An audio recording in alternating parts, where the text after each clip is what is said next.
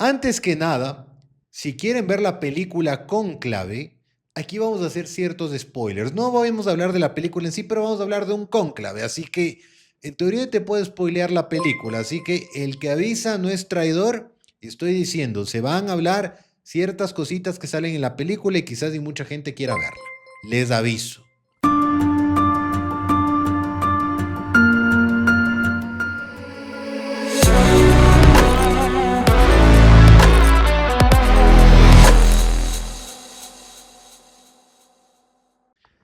Ok, vamos a arrancar con el tema de quién puede ser el nuevo papa.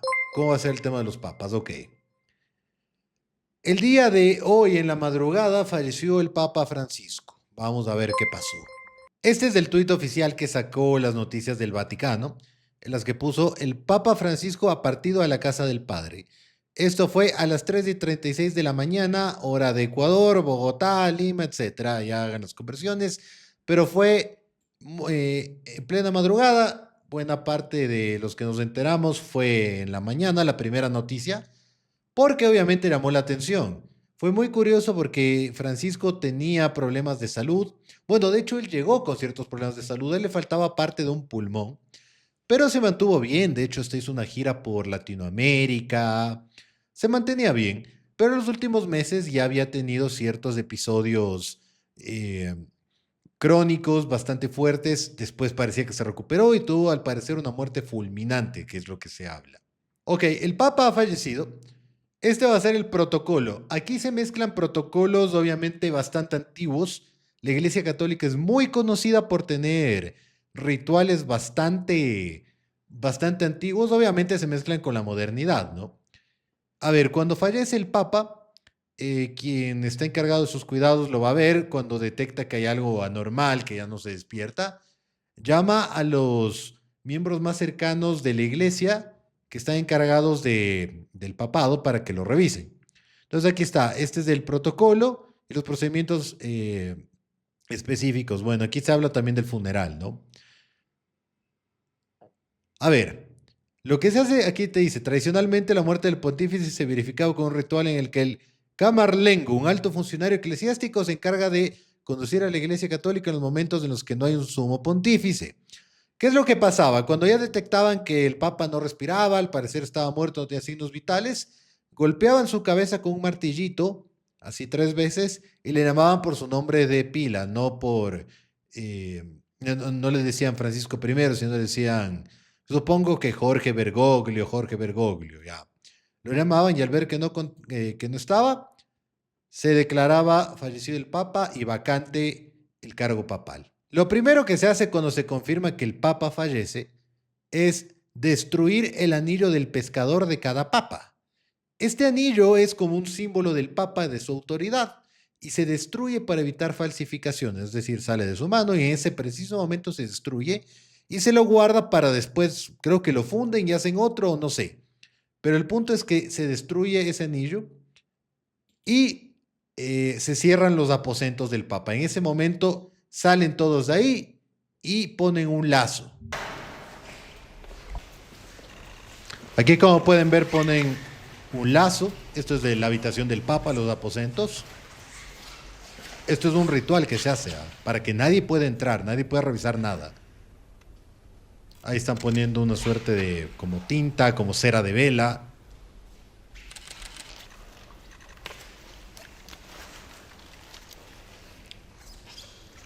Entonces ahí queda totalmente sellado. Si tú quieres entrar, rompes eso, ya es un delito que ya lo vamos a analizar, pero ahí se verifica que está cerrado. A ver, aquí como se pueden dar cuenta, si bien en teoría no es necesario, puedes poner cámaras o sensores de movimiento, sigue siendo una tradición de hace un buen tiempo, así que este tipo de cosas no cambian, es decir, se mantiene lo tradicional y se agregan ciertos toques modernos, pero ya lo vamos a ver. En fin, bueno, esas son las dos primeras cosas que se hacen y obviamente se comunica a la brevedad posible que el Papa ha fallecido. El camarlengo, que como vimos es un cardenal cercano al Papa, él es el encargado de todo lo que pasa con la iglesia a partir de este momento. Obviamente no puede asumir funciones de papa, pero se encarga de elegir al nuevo papa y que se respeten todas las tradiciones. Como pueden ver, él es el encargado de comunicar que el papa ha fallecido y de poner los sellos para que nadie entre a los aposentos del papa. Como pueden ver, se mezcla ciertos rituales antiguos, pero también ciertos temas modernos, ¿no? Entonces se ponen los sellos. Aquí está el video cuando Carissimi comunicaba. fratelli e sorelle, con profondo dolore devo annunciare la morte del nostro Santo Padre Francesco. Alle ore 7:35 di questa mattina, il Vescovo di Roma Francesco è tornato alla casa del Padre. Ok, aquí está anunciando todo eso. ¿Qué pasa en este momento? A ver, como les dije, en este momento se tiene que llamar a todos los cardenales y de hecho de lo que leí se tiene previsto que lleguen todos para el día martes. Ya pasamos la parte más importante, que es comunicar que el Papa ha fallecido y hacer todos los rituales. En ese momento se tiene que llamar el cónclave, que significa con llave. Se van a llamar a todos los cardenales para que elijan en una suerte de votación democrática quién va a ser el nuevo papa. Para esto el encargado, que es este señor Kevin Farrell, tiene que llamar a todos los cardenales, porque no es que están todos en Roma, están repartidos en varios países dependiendo la misión que estén cumpliendo. Los cardenales son hombres religiosos nombrados por el Papa como una alta autoridad del Colegio de Cardenales. Normalmente se eligen a los obispos y arzobispos, que son de los cargos más importantes dentro de la Iglesia Católica, pero no hay una prohibición expresa. De hecho, se le pudiera dar a un curita de pueblo. Pero en teoría son obispos y arzobispos de ciudades reconocidas o en misiones reconocidas quienes tienen este cargo. Y ellos tienen que elegir al nuevo papa. Para los interesados, me parece, son 137 cardenales que van a estar esta vez. Hay más cardenales, de hecho me parece que son el doble, como 300. Pero según una reforma de Juan Pablo II, solo los cardenales menores de 80 años pueden votar. Los mayores de 80 años pueden ser elegidos papas, pero no pueden votar.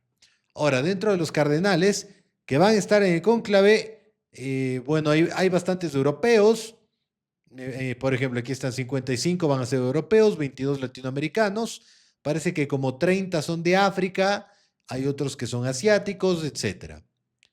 Pero aquí, para que nos salga nuestro nacionalismo, todos estos pueden ser elegidos papas. Ya lo vamos a ver, pero van a estar el arzobispo de Lima, el de Santiago, el de Argentina, Santiago del Estero, el único ecuatoriano, Luis Gerardo Cabrera, arzobispo de Guayaquil. Antes estuvo como cardenal Bernardino Echeverría, que era arzobispo de Quito. Ya, hay bastantes latinoamericanos y si eso lo sumamos españoles, hay buena presencia de latinos, si quieren verlo. Pero vamos a ver cómo es un poco la elección para que más o menos le vayan entendiendo al tema. Ahora, en teoría los papas tienen que ser elegidos para llevar las riendas de la iglesia, todo eso lo sabemos. Pero estamos de acuerdo en que un papa juega una posición geopolítica muy importante. No solo porque es el líder espiritual de más de 1.000 millones de creyentes, sino porque tiene mucha influencia, sobre todo en países de Occidente. Recordemos que la Iglesia Católica es utilizada para mediar conflictos o en ciertos casos puede liderar iniciativas en contra de determinados gobiernos, de determinadas ideologías, dependiendo del Papa. Entonces aquí tienes dos grandes grupos, tienes a los reformistas y a los conservadores. Son los dos grandes grupos. Los reformistas son los que buscan que la iglesia se vaya moldeando a los nuevos tiempos, mientras que los conservadores quieren que la iglesia mantenga sus tradiciones. Entonces aquí tienes ciertos juegos de poder y ciertas visiones. Obviamente estas se desprenden más. Por ejemplo, cuando eligen a Bergoglio, a Francisco I, lo hacen porque pasó algo muy raro. Renunció un papa. El papado es un cargo vitalicio. Entonces, Ratzinger renuncia, Benedicto XVI renuncia, y se hablaba que estaba deteriorando su salud, pero también la iglesia tenía muchas críticas por corrupción, muchísimas. Salió el Vaticano Gate y todo eso. Entonces yo creo que querían darle cierta frescura a la iglesia, que recupere un poco la credibilidad que había perdido precisamente por estos escándalos y por haber tenido un papa que salió antes de tiempo. Entonces se puede hablar de eso. Ahora la iglesia enfrenta nuevos retos. Pero bueno, esta es una foto del cónclave. Ya todos los cardenales cuando llegan a Roma van a la Capilla Sixtina y toda preciosa, van con los atuendos apropiados y toman asiento. Normalmente creo que se sientan de acuerdo a su nacionalidad, precisamente por igual temas de lenguaje, pero llegan y toman asiento. En ese momento les encierran. No pueden entrar ni con cámaras, ni con celulares, ni con nada que pueda quedar grabado. Y todo lo que pasa ahí es un absoluto secreto y nadie puede hablar nada bajo pena de excomulgación. Nadie de ellos puede hablar bajo pena de excomunión, es decir, que le saquen de la iglesia, por ende se van al infierno. Entenderán que los señores son mayores, así que medio feo haber empezado en la iglesia desde que eras niño, adolescente y que te expulsen por bocón, ya. No pueden hablar de absolutamente nada de lo que está, mucho menos grabar o fotografiar. En ese momento los encierran para que estén totalmente aislados del mundo y no puedan escuchar nada.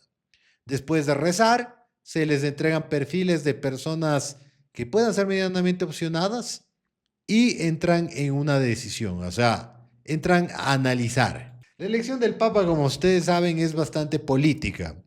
Pero a diferencia de una elección política en cualquier país en la que sale la gente a hacer campaña, partidos políticos, en este caso no pueden hacer campaña. Un cardenal no puede decir voten por mí porque tengo tal visión. Pueden hablar entre líneas quizás, pero ahí se habla un poco de los temas de poder. Pero de todos los cardenales que están ahí, todos son elegibles. Entonces normalmente la primera votación es un poco de un tanteo. Tú votas por alguno que ya te suene y vas viendo los resultados, y ahí van más o menos eligiendo. Pero como en teoría ninguno hace campaña, es muy jodido saber quién es un favorito, porque según se dice, no se sabe a ciencia cierta, pero tú no puedes hablar con otro y decir vota por tal, vota por tal. En teoría no. En teoría tú tienes que votar por quien tú crees, por quien Dios te dice que va a ser su representante aquí en la tierra. A ver. Ahora, ¿qué es la parte interesante de la elección del Papa? Que como pueden ver, y como les voy a mostrar ahorita, la decisión del Papa que es elegido puede influir dramáticamente en la geopolítica mundial. Este video que vamos a ver es de Juan Pablo II, que él era polaco, era el primer papa no italiano después de como 500 años, y Polonia es un país extremadamente católico, pero por la dictadura comunista que tenía, la religión estaba casi que prohibida. Y él decidió ir a Polonia y fueron como que 1 millón de personas a verle. Hace 40 años que el Papa polaco visitó por primera vez Polonia entre el 2 y el 10 de junio de 1979, un viaje delicado pues Polonia estaba bajo el yugo soviético. El embajador polaco ante la Santa Sede, Janusz Kontański, recuerda este momento. Dice que el Papa alimentó la esperanza de aquel pueblo que temía que el gobierno de la Unión Soviética durara para siempre. Durante su visita se concentraron en el centro de Varsovia alrededor de 1 millón de polacos. Escuchamos con lágrimas en los ojos las palabras de este papa polaco. Nos tomaba en serio, nos dijo lo que debíamos hacer. No debéis tener miedo, vosotros sois católicos, vosotros sois polacos. Ojo, aquí hago una pausa. Un papa rara vez te va a decir algo textual como su gobierno es un fracaso, su gobierno persigue gente, el comunismo no funciona. Ya, no te lo va a decir nunca tan textual, pero el discurso que da siempre lo lees entre líneas porque es lo que la gente se le queda. Un papa puede influir en eventos tan importantes como este. Por su parte, el papa, quien estuvo, el papa Francisco, se lo acusaba de estar del otro lado, de validar muchas dictaduras comunistas o regímenes cuasi totalitarios socialistas. Del 19 al 22 de septiembre de 2015, el Papa Francisco realizó su primera visita a Cuba, convirtiéndose en el tercer pontífice que pisa la isla. Allí fue recibido por todo lo alto y el régimen le agradeció su aporte como intermediario para conseguir el deshielo con el gobierno de Barack Obama. Ojo, esto es algo cierto. El Papa mandó cartas tanto a Obama como a, no sé si en ese momento estaba Raúl Castro, me parece, pero él mandó cartas pidiendo que retomen relaciones diplomáticas y se retomaron con Obama. De hecho, Obama en cierta medida suavizó las sanciones que le puso Estados Unidos a Cuba. Él fue muy abierto con la homosexualidad. Él dijo que un homosexual puede ir al cielo, un ateo puede ir al cielo. Ojo, esos son temas muy salidos de tono hablando de la iglesia. Él también validaba los divorcios. Era, de cierto modo, permisivo. Eso sí, siempre estuvo en contra del aborto. Pero ya en cierto modo comenzó a hablar temas que a muchos les preocupaban. Y como pueden ver, el tema de ponerse de lado, por ejemplo, del régimen cubano, a muchos cubanos les molestó esto. Les molestó esto del tema de la dictadura. Milei lo llamó el representante del maligno en la tierra por defender a estos socialistas. Fue algo muy controvertido de Milei. Después Milei hizo las paces con él y de hecho habló de ese tema. Ahora bien, ya entendemos cómo se elige un papa, la importancia que tiene un papa y lo que va a valorar un cardenal a la hora de decidir, porque entenderán que también es un tema político que va a definir el avance de la iglesia. Entonces aquí tú tienes dos visiones que se están interponiendo ahora bastante fuerte. El volver a los valores tradicionales de la iglesia. Mucha gente habla de ser más fuertes con otras religiones mucho más extremistas como el Islam. Y sobre todo volver a valores tradicionales, y otros hablan de seguir en esta línea progresista, de abrirse incluso mucho más con gente a la que no podían llegar, como entre esos homosexuales, gente que se divorcia, permitir sexo con preservativo, cosas así, debates así. Entonces, el salirse de los valores tradicionales puede ser o el fin de la iglesia o puede permitir que lleguen a más personas. Es un debate súper fuerte. Y entre ese debate súper fuerte, ya se barajan algunos nombres, pero también hay un dicho muy particular. El que entra como papa sale como cardenal. En relación a que los más opcionados normalmente no son elegidos, que siempre es una sorpresa. Pero, de todas maneras, vamos a ver algunos de los que se consideran los más opcionados. Aquí está. Uno de los más opcionados es este señor Pietro Parolin. Él es italiano, pero es muy gracioso porque tiene una historia bastante fuerte en Venezuela. Él fue enviado a Venezuela. Como pueden ver, aquí está. Él de 70 años es relativamente joven. Estuvo en Venezuela del 2009 al 2013, épocas fuertes del chavismo, y tuvo peleas fuertes con el régimen. En el 2014, él dialogó entre la oposición y Nicolás Maduro para frenar las protestas, para frenar la violencia, y también estuvo en contra él también denunció violaciones a los derechos humanos en Venezuela, pidió que se respeten las elecciones. Hubo peleas entre el régimen de Maduro y él porque, claro, era un vocero muy fuerte, ¿no? Si tú eres de elegir un venezolano, quizás entre Chávez y la iglesia, creo que sí te va a elegir la iglesia. Y como también tuvo ciertos roces con la dictadura de Nicaragua e incluso la dictadura del señor Ortega en Nicaragua. Encarceló a sacerdotes y él participó en charlas para que los liberen. Ese es uno de los opcionados porque era hombre de confianza de Bergoglio y va un poco en su línea. El segundo, y particularmente mi favorito, es el señor Robert Sara. Él es de Guinea, me parece. Él, bueno, lo primero, el particular es que es negro. Y llama la atención por el tema de la profecía del Papa Negro. Creo que a la iglesia no le importa esa profecía porque, o si no, no les tomaría en cuenta, pero se habla que cuando llegue el Papa Negro es del fin del mundo, pero son suposiciones. El punto es que, muy en contra de lo que mucha gente pensaría, él es bastante conservador. On vous sent inquiet pour le monde occidental. Qu'est-ce qui vous inquiète? Vous savez, la plus grande inquiétude, c'est que l'Europe ne veut plus ou a perdu le sens de ses origines. Il a perdu ses racines. Or, un arbre qui n'a pas de racines, il meurt. Et j'ai peur que l'Occident meure. Aquí da un mensaje muy fuerte y habla cómo el europeo, y en general en Occidente, está perdiendo sus raíces, su cultura, y que eso los va a llevar a la muerte de Occidente. Incluso él habla de la baja natalidad que hay en Europa. Il y a beaucoup de signes. Oui, beaucoup de signes. Pas plus de natalité.